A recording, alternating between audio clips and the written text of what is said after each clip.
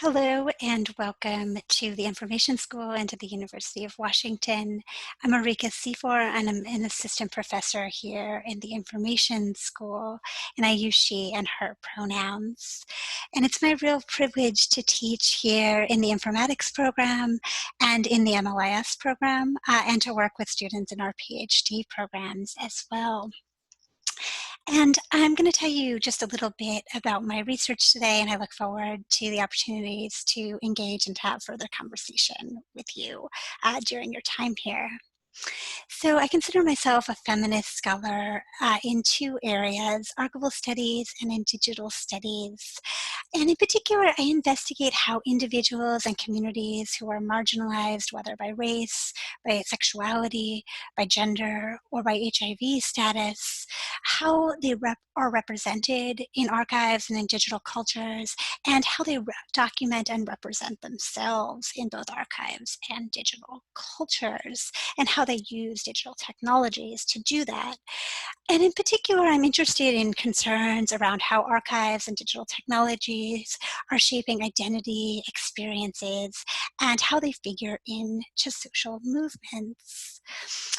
And so I'm going to tell you a bit about a couple different projects to give you some sense of what I do, but I look forward again to opportunities to connect throughout your time here.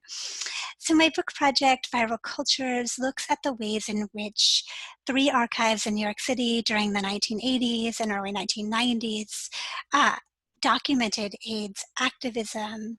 And I look particularly at the ways in which AIDS activists documented their own work as they were doing it as a tool of of promoting social change in their own time and for posterity as a means to tell their stories. And I'm interested not just in how they did that work in the 1980s and 1990s, but also what those records are used for today by curators, by artists, by archivists, and librarians. And I'm interested in kind of how those records figure into contemporary movements for social justice as well. I also have a number of projects that are beginning thinking about issues around archival description and how we might make it a more iterative process and a process that better represents those who've been traditionally marginalized by those kinds of processes.